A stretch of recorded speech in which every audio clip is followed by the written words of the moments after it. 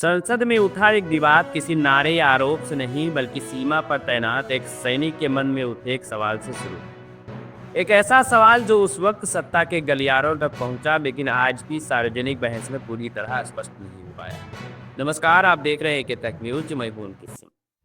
29 से 31 अगस्त 2020 के बीच की वो रातें थी जब गलवान झड़प के बाद पूर्वी लद्दाख में हालात सबसे अधिक तनावपूर्ण हो गए थे। पहलुओत्सव के दक्षिणी किनारे रेचिनला और रेजानुला जैसे रणनीतिक इलाकों में चीनी सेना की गतिविधियां बढ़ चुकी थी। भारतीय सेना पहले ही ऊंचाई वाले अहम मोर्चों पर अपनी स्थिति मजबूत कर चुकी थी।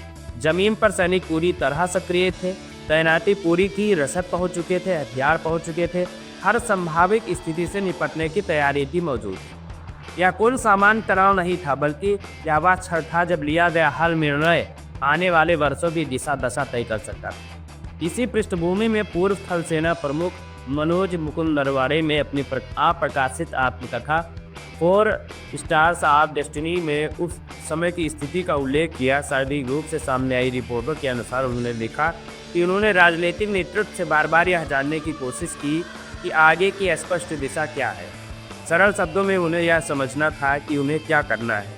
यह पंक्ति न तो विद्रोह का संकेत थी और न ही किसी सरकार पर सीधा आरोप, बल्कि उस पल के सैन्य जिम्मेदारी और मानसिक दबाव को दर्शाती थी। जब सेना पूरी तरह तैयार थी और अंतिम संकेत की प्रतीक्षा में थी, सरकार की ओर से उस समय कोई सीधा या लिखित आदेश नहीं दिया गया कि हमला किया गया या गोली चलाई जाए।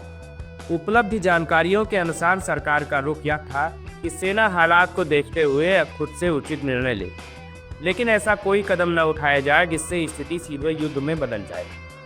सैन्य स्तर पर इसे निर्णय लेने की स्वतंत्रता माना गया, जबकि राजनीतिक स्तर पर इसे रणनीतिक संयम कहा गया। इसी दौरान कूटनीतिक बातचीत और सैन्य स्तर की वार्ताएं भी साथ साथ चल रही थी ताकि तनाव को बढ़ने से रोका जा सके। इसी संदर्भ को संसद में विपक्ष के नेता राहुल गांधी ने उठाने की कोशिश की।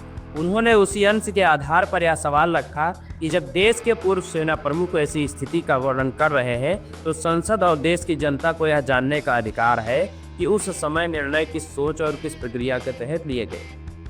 उनका कहना था कि यह सवाल सेना के सम्मान के खिलाफ नहीं बल्कि शासन की पारदर्शिता से जुड़ा हुआ है। सत्ता पक्ष में इस पर तीखा विरोध दर्ज किया।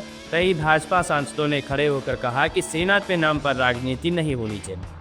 राष्ट्रीय सुरक्षा से जुड़े मामलों को चुनिंदा पंक्तियों के सहारे तोड़ मरोड़ कर पेश करना गलत है और एक अप्रकाशित किताब के कथित अंशों पर संसद में बहस करना बिल्कुल भी उचित नहीं है।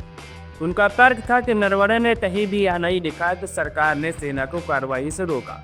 फिर भी विपक्ष उस संकेत को आरोप की तरह पेश कर रहा है।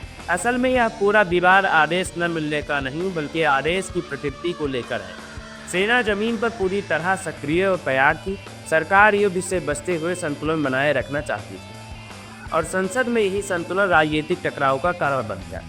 फर्क बस इतना है कि सरकार इसे रणनीतिक चुप्पी मानती है जबकि विपक्ष इसे अधूरी जानकारी का मामला बता रहा है। सीमा पर सैनिक सतर्क और तैयार थी, दिल्ली में सत्ता सावधान थी और संसद में सियासत उस खाली जगह पर आकर टकरा गई जहां आदेश सीधे शब्दों में नहीं बल्कि संकेतों के रूप में दिए गए थे और वही संकेत आज भी इस बहस का सबसे भारी बोझ बने हुए।